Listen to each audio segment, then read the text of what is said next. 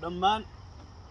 gabdhaheena Soomaaliyeed waxay aad iyo aad ii weydiiyaan oo mar walba ay ka cabanayaan xanuun xagga ka haysta rixamka khaasatan xanuuno marka ay umulaan ku yimaada noloshoodana la qaybsada dadka inta badan isoo waca waxay u badan yihiin faamilo dadka waxay aad uga cabanayaan oo aad iyo aad ay dhib fara badan ay ka sheeganayaan xagga awlaada ilaahay baa awlaada bixiya dhanka rixamka waxaan rabaa inaan dhaho gabdhaheena Soomaaliyeed saddex qodob hadaad qaadataan waad guuleysanaysaan saddex qodob hadaad qaadataan waad guuleysanaysaan xanuun dambana kama sheegan doontid ilaahay idinkiisa kow walaasheeda muslimadda ahay weysada laazim weysada ma xiftiyo ilaa mu'min ma ahaan waa dayr ilaahay ku sameeyay subhanahu wa ta'ala cid soo jabin kartana aysan jirin ogow shayaadiinul insi wal jinni oo dhan inaad adiga cadow u tahay beer wax soo saaraysaa tahay nabi maxamed sallallahu alayhi wasallam ada oo qofka dhalay waadi Abu Bakar Umar Uthman nin walbo oo adduunka maanta magac leh hooya dhashay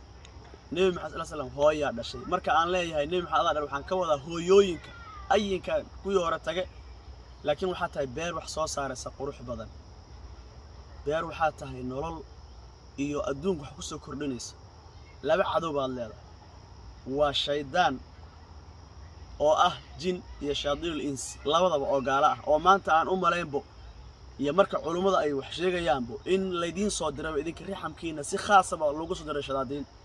maxaa ku adeer weysada laazim adkaaru subax wal masaa laazim ha fududaysanin qodobka labaad quraan badan dhageyso haddaadan xataa isa saari kareen oo aadan awoodin inaad isa saarto subax kasta iyo galab kasta dhagahaaga yeesan ka bixin suuratul baqara iyo wixii la halmaalo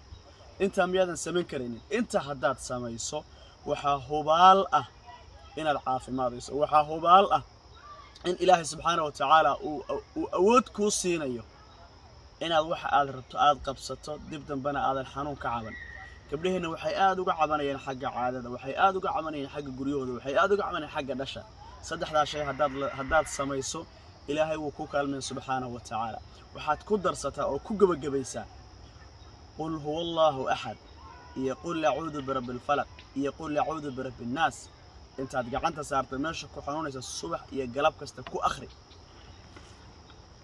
ha yaraado gabdhaheena dhageysta cabashada waa sax oo wax xanuun laakiin sheegashadu hadaad rabto inay badan tahay camalka yar hadaad rabto inaadan sheegan camalka badi see u badi quraanka aad isku akhrinaysa badi qul walla waa taqaana qul bafirna waa taqaana qul urbana waa taqaana isku akhri ku celceli hadaad ku celceliso oo camalka aad qabanaysa oo bato sheegasho ma bajirayso laakiin hadaad waxba qaban oo gacmaha aad xirato maalin walba wadaad meel lagu soo xaleeday wadaad hebelow wadaad hebel baan maqlay weligaaba hebel u bad maqlaysa sad gudub gulaysa ku raaxaysa noloshaada macaankeeda hadaad rabto inaad ku raaxaysato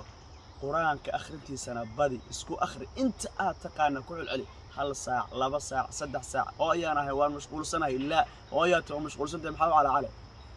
ma ku hilmaantid iyaga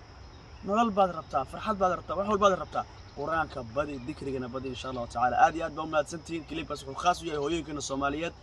intaas insha Allah ta'ala badi bidillah ta'ala xanuun damana kama sheegan doontid hooyooyinka la gaarsii salaamu alaykum wa rahmatullahi wa barakatuh